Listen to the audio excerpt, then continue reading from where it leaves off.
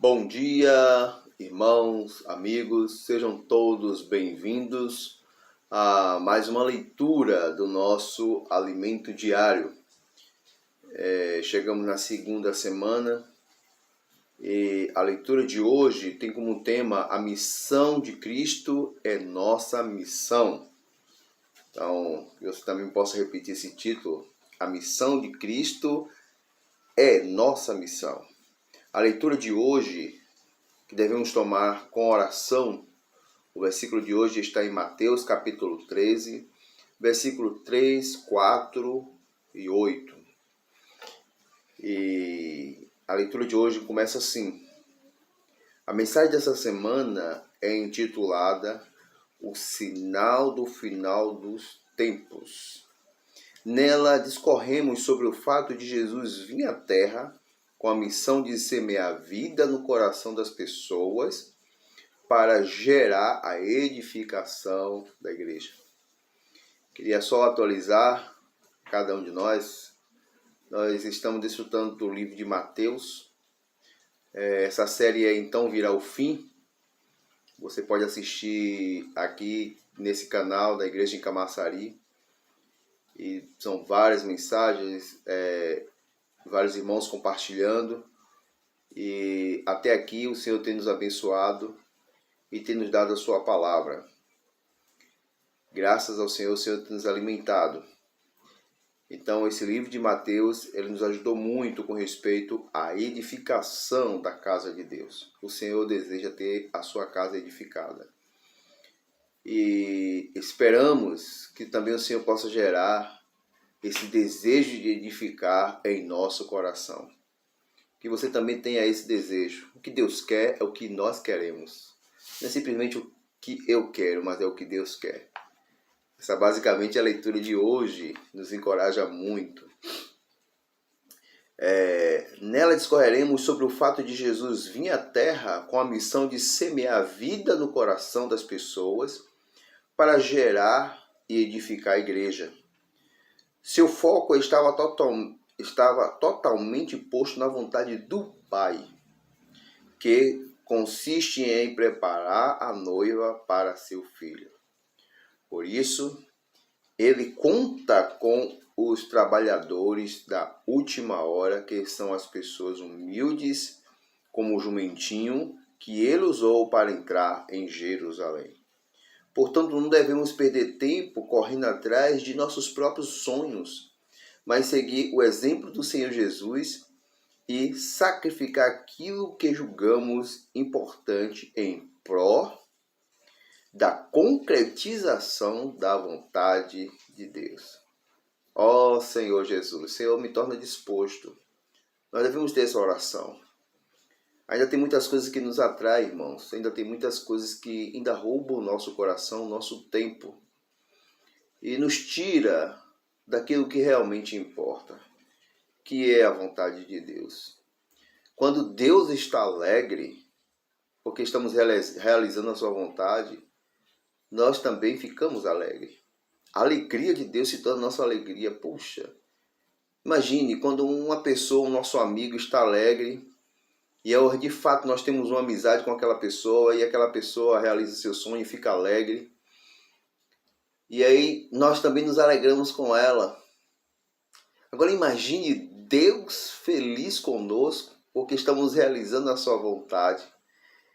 Ele é o nosso Pai. O Senhor Jesus disse que nós somos os seus amigos.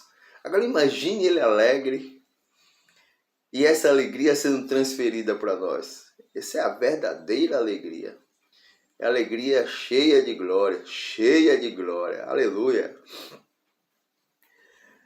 Dando prosseguimento aos assuntos abordados anteriormente, vamos concluir o capítulo 23 de Mateus, fazendo uma breve revisão a partir do capítulo 19. Consideramos muito significativo ter sido Mateus quem escreveu esse evangelho, com relação com revelações maravilhosas acerca do reino dos céus. Ele era um dos 12 discípulos de Jesus e tinha afinidade com o governo humano da época, pois era publicano e sua profissão era cobrador de impostos para os romanos. Então, no capítulo 1 a capítulo 15 de Mateus, mostra-nos que este mundo jaz no maligno. O inimigo de Deus tomou conta da terra, usurpando por meio dos governos humanos. Por isso, ela se tornou um caos, razão pela qual muitas pessoas vivem em meio a tanta corrupção, angústia, sofrimento e cansaço. Mas o rei do reino dos céus, quando ele viu essa grande multidão, ali em Mateus capítulo 9, registra, quando ele viu, ele se compadeceu delas, e quando olhou para aquela grande multidão, viu com ovelhas aflitas, abatidas, como quem não tem pastor. Eu espero, irmãos, que também esse coração, esse sentimento, ela também possa nascer das nossas entranhas, do mais íntimo do nosso ser pelas pessoas. E quando é que nos compadecemos das pessoas? É quando nós estamos nas ruas, não simplesmente contemplamos as aflições, as angústias das pessoas, mas abordando-a para orar por ela. Hoje o Senhor nos deu algo tão simples e tão eficaz na vida das pessoas e que muda a vida das pessoas. É abordá-la e fazer uma pequena pergunta. Posso orar por você? Experimente deixar essa frase sair da sua boca e você vai ver que por meio de você Deus vai operar, o seu poder vai operar por meio de você. Pessoas serão curadas, pessoas serão libertas, a vida das pessoas vai mudar, aquelas que estão tristes, abatidas, aflitas, angustiadas, ela pode experimentar a salvação por meio dessa simples palavra. Posso orar por você? E quando você ora, dá oportunidade a Deus operar o seu grande poder na vida das pessoas. Aleluia, eu espero que o Senhor mude o nosso coração. Então, segundo o Evangelho de Mateus, dando prosseguimento, quando o Senhor Jesus estava fisicamente na terra, não só pregou o Evangelho do reino em muitas cidades de Israel, aldeias de Israel, como também enviou 12 discípulos para fazer o mesmo. Os discípulos foram enviados pelo Senhor, mas aqui eu queria que você trocasse os discípulos por você. Aí na sua casa, aí nesse momento, nesta manhã, eu queria que você declarasse: Senhor, se eu ainda não ouvi o Senhor me enviando para orar pelas pessoas, para pregar o Evangelho, se eu ainda não ouvi esse ide do Senhor, nesta manhã eu quero ouvir o Senhor me enviando para levar a salvação, o Evangelho da salvação. Não precisa você falar a Bíblia de Gênesis a Apocalipse, mas simplesmente levar esse Senhor e Salvador, as experiências que você tem tido com Ele, por meio de orar, por meio de ter contato com a palavra, de ouvir essa palavra profética. Leve também para as pessoas, para amigos, vizinhos, ou as pessoas que o Senhor envia até você, ou as pessoas que você vão até ela, no posto, na farmácia, no supermercado. O Senhor, Ele quer salvar as pessoas. Ó Senhor Jesus. Mas aqui, a partir de Mateus, capítulo 16, o foco é mudado. Nesse capítulo é revelado que Jesus é o Cristo, o Filho do Deus vivo. Ser o Cristo significa que ele é ungido de Deus para uma incumbência.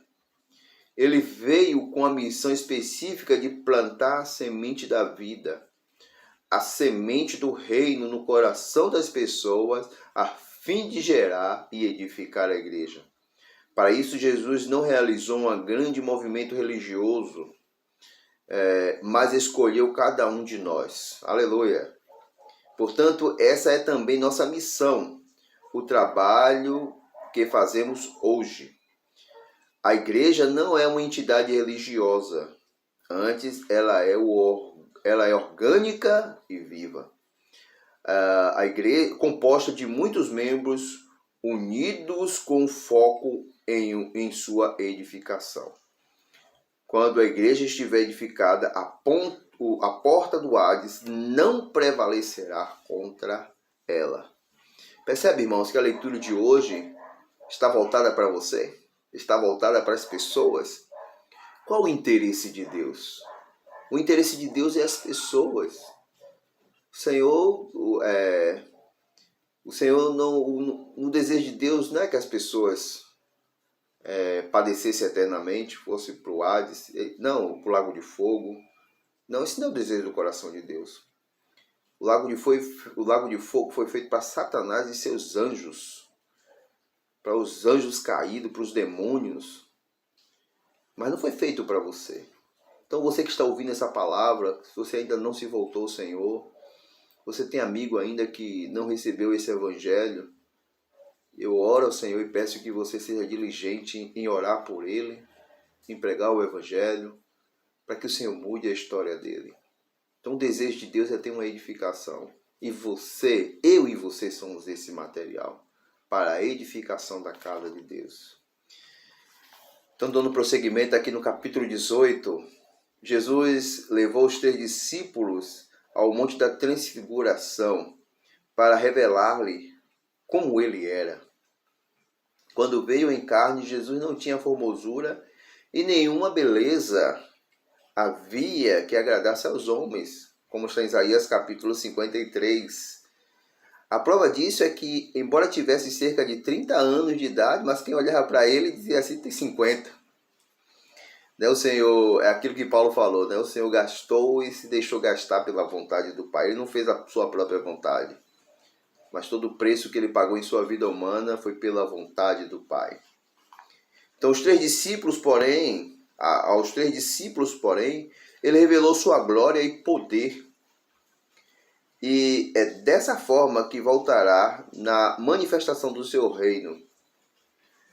O Senhor é o cabeça da igreja e está entronizado à direita do Pai. Ó Senhor Jesus, que maravilha, que palavra maravilhosa. Ele é o cabeça do corpo, ele é o nosso cabeça, ele é o meu cabeça, ele é o seu cabeça. Senhor Jesus. Então aqui no final diz, todos os dias eu oro. Senhor, estou debaixo do teu encabeçamento. Sim, amém. Tu és a minha cabeça. Sim, és tu que dá direção à minha vida. Sim, Senhor, nesta manhã dá direção à minha vida. Senhor Jesus, tudo que eu fizer, todas as coisas que eu tocar, seja o Senhor governando. Tu és o meu cabeça. Senhor, protege a mim. O Senhor protege a mim e a minha família das investidas do inimigo, enquanto vivo para ele e luto pelo reino. Portanto, amado irmão, amado amigo, não tenha medo. Não fique intimidado com o ataque de Satanás, pois o Senhor cuida de seus guerreiros da última hora. Aleluia! Jesus Cristo é o nosso Senhor. Que o Senhor possa te abençoar nesse dia, te sustentar, te dar graça, te dar direção. Jesus é o nosso Senhor.